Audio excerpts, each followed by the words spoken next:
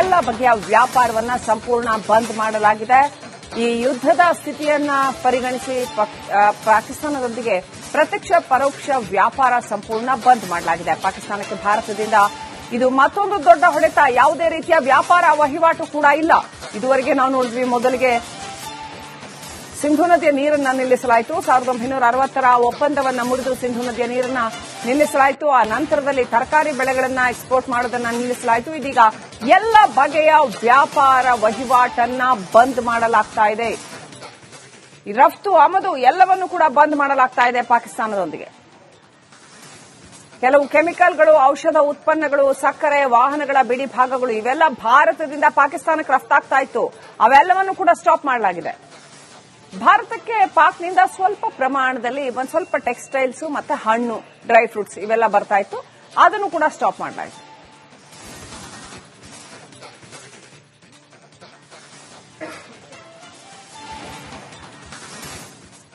ಸಕ್ಕರೆ ಇರಬಹುದು, ಟೆಕ್ಸ್ಟೈಲ್ ಇರಬಹುದು, ಇದೆಲ್ಲವೂ ಕೂಡ ಭಾರತದಿಂದ, ವಾಹನಗಳ ಬಿಡಿ ಭಾಗಗಳು, ಔಷಧ ಉತ್ಪನ್ನಗಳು ಇವೆಲ್ಲವೂ ಕೂಡ ಭಾರತದಿಂದ ಪಾಕಿಸ್ತಾನಕ್ಕೆ ರಫ್ತಾಗ್ತಾ ಇತ್ತು. ಅದೆಲ್ಲವನ್ನು ಕೂಡ ಸ್ಟಾಪ್ ಮಾಡಲಾಗಿದೆ.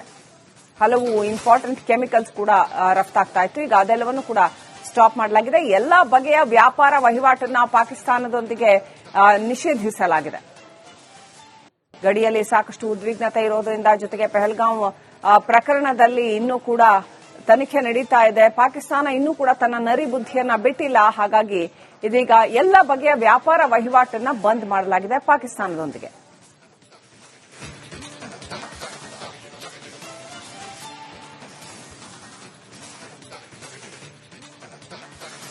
ನೋಡಿ ಪರಿಸ್ಥಿತಿ ಹೇಗಿದೆ ಅಂತಂದ್ರೆ, ಪಾಕಿಸ್ತಾನಕ್ಕೆ ಒಂದರ ಮೇಲೊಂದು ಹೊಡೆತ ಕೊಡ್ತಾನೆ ಇದೆ ಭಾರತ. ಹಂತ ಹಂತವಾಗಿ ಹೊಡೆತ ಕೊಡ್ತಾನೆ ಇದೆ ಭಾರತ. ಬಹಳ ಸ್ಟ್ರಾಟಜಿಕ್ ಆಗಿ ಇವೆಲ್ಲವನ್ನು ಕೂಡ ಮೂವ್ ಮಾಡಲಾಗ್ತಾ ಇದೆ. ಯುದ್ಧ ಅಂತಂದ್ರೆ ಕೇವಲ ಕತ್ತಿ ಜಳಪಿಸೋದು ಅಥವಾ ಗನ್ ಫೈರ್ ಮಾಡೋದು ಅಷ್ಟೇ ಅಲ್ಲ. ಯುದ್ಧ ಅನ್ನೋದು ಈಗ ಹೊಸ ಬಗೆಯ ಪರಿಭಾಷೆಯನ್ನೇ ಪಡ್ಕೊಂಡಿದೆ ಬದಲಾದ ಜಗತ್ತಿನಲ್ಲಿ. ನದಿ ನೀರು ನಿಲ್ಲಿಸಿದಾಗ್ಲೇನೆ ಅರ್ಧ ಪಾಕಿಸ್ತಾನ ಸೊರಗು ಬಿಟ್ಟಿದೆ. ಅವ್ರಿಗಿನ್ ಹೊಸದಾಗಿ ಯುದ್ಧ ಮಾಡಿ ಸೋಲಿಸಬೇಕಾದಂಥದ್ದು ಏನೂ ಇಲ್ಲ ಅನ್ನೋ ಪರಿಸ್ಥಿತಿ ಬಂದ್ಬಿಟ್ಟಿದೆ. ಇದೀಗ ವ್ಯಾಪಾರ ವಹಿವಾಟನ್ನ ಕೂಡ ಬಂದ್ ಮಾಡಲಾಗಿದೆ. ಇಲ್ಲಿಂದ ಹೋಗ್ತಾ ಇದ್ದಂತಹ ತರಕಾರಿ ಮುಂತಾದವನ್ನು ಕೂಡ ಬಂದ್ ಮಾಡಲಾಗಿದೆ.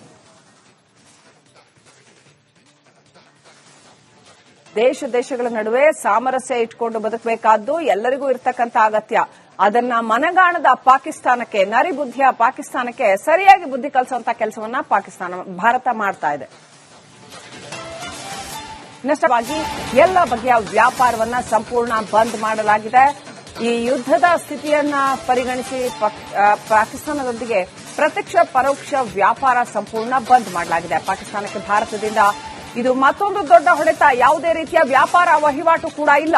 ಇದುವರೆಗೆ ನಾವು ನೋಡಿದ್ವಿ, ಮೊದಲಿಗೆ ಸಿಂಧೂ ನದಿಯ ನೀರನ್ನ ನಿಲ್ಲಿಸಲಾಯಿತು. 1960ರ ಒಪ್ಪಂದವನ್ನ ಮುರಿದು ಸಿಂಧೂ ನದಿಯ ನೀರನ್ನ ನಿಲ್ಲಿಸಲಾಯಿತು. ಆ ನಂತರದಲ್ಲಿ ತರಕಾರಿ ಬೆಳೆಗಳನ್ನ ಎಕ್ಸ್ಪೋರ್ಟ್ ಮಾಡೋದನ್ನ ನಿಲ್ಲಿಸಲಾಯಿತು. ಇದೀಗ ಎಲ್ಲ ಬಗೆಯ ವ್ಯಾಪಾರ ವಹಿವಾಟನ್ನ ಬಂದ್ ಮಾಡಲಾಗ್ತಾ ಇದೆ. ರಫ್ತು ಆಮದು ಎಲ್ಲವನ್ನೂ ಕೂಡ ಬಂದ್ ಮಾಡಲಾಗ್ತಾ ಇದೆ ಪಾಕಿಸ್ತಾನದೊಂದಿಗೆ. ಕೆಲವು ಕೆಮಿಕಲ್ಗಳು, ಔಷಧ ಉತ್ಪನ್ನಗಳು, ಸಕ್ಕರೆ, ವಾಹನಗಳ ಬಿಡಿ ಭಾಗಗಳು ಇವೆಲ್ಲ ಭಾರತದಿಂದ ಪಾಕಿಸ್ತಾನಕ್ಕೆ ರಫ್ತಾಗ್ತಾ ಇತ್ತು. ಅವೆಲ್ಲವನ್ನೂ ಕೂಡ ಸ್ಟಾಪ್ ಮಾಡಲಾಗಿದೆ.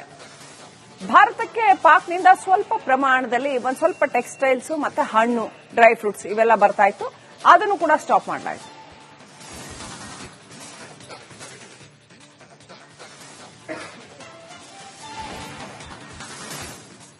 ಸಕ್ಕರೆ ಇರಬಹುದು, ಟೆಕ್ಸ್ಟೈಲ್ ಇರಬಹುದು, ಇದೆಲ್ಲವೂ ಕೂಡ ಭಾರತದಿಂದ, ವಾಹನಗಳ ಬಿಡಿ ಭಾಗಗಳು, ಔಷಧ ಉತ್ಪನ್ನಗಳು ಇವೆಲ್ಲವೂ ಕೂಡ ಭಾರತದಿಂದ ಪಾಕಿಸ್ತಾನಕ್ಕೆ ರಫ್ತಾಗ್ತಾ ಇತ್ತು. ಅದೆಲ್ಲವನ್ನು ಕೂಡ ಸ್ಟಾಪ್ ಮಾಡಲಾಗಿದೆ. ಹಲವು ಇಂಪಾರ್ಟೆಂಟ್ ಕೆಮಿಕಲ್ಸ್ ಕೂಡ ರಫ್ತಾಗ್ತಾ ಇತ್ತು. ಈಗ ಅದೆಲ್ಲವನ್ನು ಕೂಡ ಸ್ಟಾಪ್ ಮಾಡಲಾಗಿದೆ. ಎಲ್ಲಾ ಬಗೆಯ ವ್ಯಾಪಾರ ವಹಿವಾಟನ್ನ ಪಾಕಿಸ್ತಾನದೊಂದಿಗೆ ನಿಷೇಧಿಸಲಾಗಿದೆ.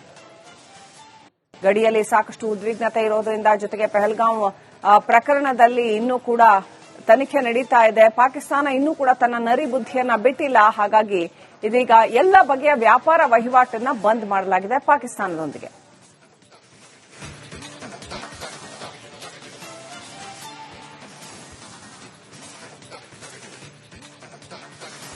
ನೋಡಿ ಪರಿಸ್ಥಿತಿ ಹೇಗಿದೆ ಅಂತಂದ್ರೆ, ಪಾಕಿಸ್ತಾನಕ್ಕೆ ಒಂದರ ಮೇಲೊಂದು ಹೊಡೆತ ಕೊಡ್ತಾನೆ ಇದೆ ಭಾರತ. ಹಂತ ಹಂತವಾಗಿ ಹೊಡೆತ ಕೊಡ್ತಾನೆ ಇದೆ. ಭಾರತ ಬಹಳ ಸ್ಟ್ರಾಟಜಿಕ್ ಆಗಿ ಇವೆಲ್ಲವನ್ನು ಕೂಡ ಮೂವ್ ಮಾಡಲಾಗ್ತಾ ಇದೆ. ಯುದ್ಧ ಅಂತಂದ್ರೆ ಕೇವಲ ಕತ್ತಿ ಜಳಪಿಸೋದು ಅಥವಾ ಗನ್ ಫೈರ್ ಮಾಡೋದು ಅಷ್ಟೇ ಅಲ್ಲ. ಯುದ್ಧ ಅನ್ನೋದು ಈಗ ಹೊಸ ಬಗೆಯ ಪರಿಭಾಷೆಯನ್ನೇ ಪಡ್ಕೊಂಡಿದೆ ಬದಲಾದ ಜಗತ್ತಿನಲ್ಲಿ. ನದಿ ನೀರು ನಿಲ್ಲಿಸಿದಾಗ್ಲೇನೆ ಅರ್ಧ ಪಾಕಿಸ್ತಾನ ಸೊರಗು ಬಿಟ್ಟಿದೆ. ಅವ್ರಿಗಿನ್ ಹೊಸದಾಗಿ ಯುದ್ಧ ಮಾಡಿ ಸೋಲಿಸಬೇಕಾದಂತದ್ದು ಏನೂ ಇಲ್ಲ ಅನ್ನೋ ಪರಿಸ್ಥಿತಿ ಬಂದ್ಬಿಟ್ಟಿದೆ.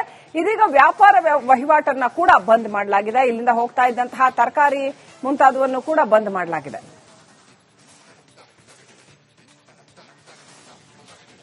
ದೇಶಗಳ ನಡುವೆ ಸಾಮರಸ್ಯ ಇಟ್ಕೊಂಡು ಬದುಕಬೇಕಾದ್ದು ಎಲ್ಲರಿಗೂ ಇರತಕ್ಕಂತ ಅಗತ್ಯ. ಅದನ್ನ ಮನಗಾಣದ ಪಾಕಿಸ್ತಾನಕ್ಕೆ, ನರಿಬುದ್ಧಿಯ ಪಾಕಿಸ್ತಾನಕ್ಕೆ ಸರಿಯಾಗಿ ಬುದ್ಧಿ ಕಲಿಸುವಂತ ಕೆಲಸವನ್ನ ಭಾರತ ಮಾಡ್ತಾ ಇದೆ. ನಷ್ಟವಾಗಿ ಎಲ್ಲ ಬಗೆಯ ವ್ಯಾಪಾರವನ್ನ ಸಂಪೂರ್ಣ ಬಂದ್ ಮಾಡಲಾಗಿದೆ. ಈ ಯುದ್ಧದ ಸ್ಥಿತಿಯನ್ನ ಪರಿಗಣಿಸಿ ಪಾಕಿಸ್ತಾನದೊಂದಿಗೆ ಪ್ರತ್ಯಕ್ಷ ಪರೋಕ್ಷ ವ್ಯಾಪಾರ ಸಂಪೂರ್ಣ ಬಂದ್ ಮಾಡಲಾಗಿದೆ. ಪಾಕಿಸ್ತಾನಕ್ಕೆ ಭಾರತದಿಂದ ಇದು ಮತ್ತೊಂದು ದೊಡ್ಡ ಹೊಡೆತ. ಯಾವುದೇ ರೀತಿಯ ವ್ಯಾಪಾರ ವಹಿವಾಟು ಕೂಡ ಇಲ್ಲ. ಇದುವರೆಗೆ ನಾವು ನೋಡಿದ್ವಿ, ಮೊದಲಿಗೆ ಸಿಂಧೂ ನದಿಯ ನೀರನ್ನ ನಿಲ್ಲಿಸಲಾಯಿತು. 1960ರ ಒಪ್ಪಂದವನ್ನ ಮುರಿದು ಸಿಂಧೂ ನದಿಯ ನೀರನ್ನ ನಿಲ್ಲಿಸಲಾಯಿತು. ಆ ನಂತರದಲ್ಲಿ ತರಕಾರಿ ಬೆಳೆಗಳನ್ನ ಎಕ್ಸ್ಪೋರ್ಟ್ ಮಾಡೋದನ್ನ ನಿಲ್ಲಿಸಲಾಯಿತು. ಇದೀಗ ಎಲ್ಲ ಬಗೆಯ ವ್ಯಾಪಾರ ವಹಿವಾಟನ್ನ ಬಂದ್ ಮಾಡಲಾಗ್ತಾ ಇದೆ. ರಫ್ತು ಆಮದು ಎಲ್ಲವನ್ನೂ ಕೂಡ ಬಂದ್ ಮಾಡಲಾಗ್ತಾ ಇದೆ ಪಾಕಿಸ್ತಾನದೊಂದಿಗೆ. ಕೆಲವು ಕೆಮಿಕಲ್ಗಳು, ಔಷಧ ಉತ್ಪನ್ನಗಳು, ಸಕ್ಕರೆ, ವಾಹನಗಳ ಬಿಡಿ ಭಾಗಗಳು ಇವೆಲ್ಲ ಭಾರತದಿಂದ ಪಾಕಿಸ್ತಾನಕ್ಕೆ ರಫ್ತಾಗ್ತಾ ಇತ್ತು. ಅವೆಲ್ಲವನ್ನು ಕೂಡ ಸ್ಟಾಪ್ ಮಾಡಲಾಗಿದೆ. ಭಾರತಕ್ಕೆ ಪಾಕ್ನಿಂದ ಸ್ವಲ್ಪ ಪ್ರಮಾಣದಲ್ಲಿ ಒಂದು ಸ್ವಲ್ಪ ಟೆಕ್ಸ್ಟೈಲ್ಸ್ ಮತ್ತೆ ಹಣ್ಣು, ಡ್ರೈ ಫ್ರೂಟ್ಸ್ ಇವೆಲ್ಲ ಬರ್ತಾ ಇತ್ತು. ಅದನ್ನು ಕೂಡ ಸ್ಟಾಪ್ ಮಾಡಲಾಯಿತು.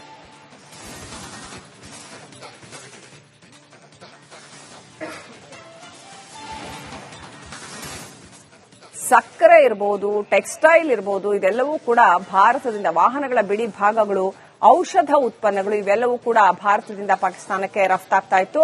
ಅದೆಲ್ಲವನ್ನು ಕೂಡ ಸ್ಟಾಪ್ ಮಾಡಲಾಗಿದೆ. ಹಲವು ಇಂಪಾರ್ಟೆಂಟ್ ಕೆಮಿಕಲ್ಸ್ ಕೂಡ ರಫ್ತಾಗ್ತಾ ಇತ್ತು. ಈಗ ಅದೆಲ್ಲವನ್ನು ಕೂಡ ಸ್ಟಾಪ್ ಮಾಡಲಾಗಿದೆ. ಎಲ್ಲಾ ಬಗೆಯ ವ್ಯಾಪಾರ ವಹಿವಾಟನ್ನ ಪಾಕಿಸ್ತಾನದೊಂದಿಗೆ ನಿಷೇಧಿಸಲಾಗಿದೆ. ಗಡಿಯಲ್ಲಿ ಸಾಕಷ್ಟು ಉದ್ವಿಗ್ನತೆ ಇರೋದ್ರಿಂದ, ಜೊತೆಗೆ ಪಹಲ್ಗಾಂವ್ ಪ್ರಕರಣದಲ್ಲಿ ಇನ್ನೂ ಕೂಡ ತನಿಖೆ ನಡೀತಾ ಇದೆ. ಪಾಕಿಸ್ತಾನ ಇನ್ನೂ ಕೂಡ ತನ್ನ ನರಿ ಬುದ್ಧಿಯನ್ನ ಬಿಟ್ಟಿಲ್ಲ. ಹಾಗಾಗಿ ಇದೀಗ ಎಲ್ಲ ಬಗೆಯ ವ್ಯಾಪಾರ ವಹಿವಾಟನ್ನ ಬಂದ್ ಮಾಡಲಾಗಿದೆ ಪಾಕಿಸ್ತಾನದೊಂದಿಗೆ.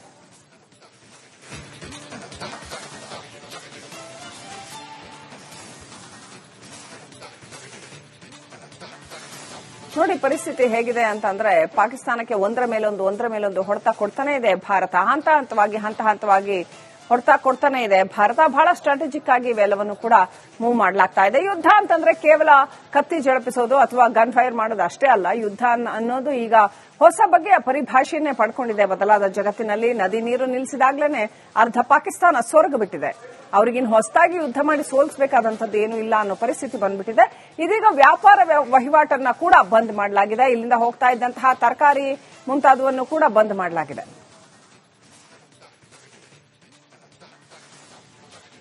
ದೇಶಗಳ ನಡುವೆ ಸಾಮರಸ್ಯ ಇಟ್ಕೊಂಡು ಬದುಕಬೇಕಾದ್ದು ಎಲ್ಲರಿಗೂ ಇರತಕ್ಕಂತ ಅಗತ್ಯ. ಅದನ್ನ ಮನಗಾಣದ ಪಾಕಿಸ್ತಾನಕ್ಕೆ, ನರಿಬುದ್ಧಿಯ ಪಾಕಿಸ್ತಾನಕ್ಕೆ ಸರಿಯಾಗಿ ಬುದ್ಧಿ ಕಲಿಸುವಂತ ಕೆಲಸವನ್ನ ಭಾರತ ಮಾಡ್ತಾ ಇದೆ.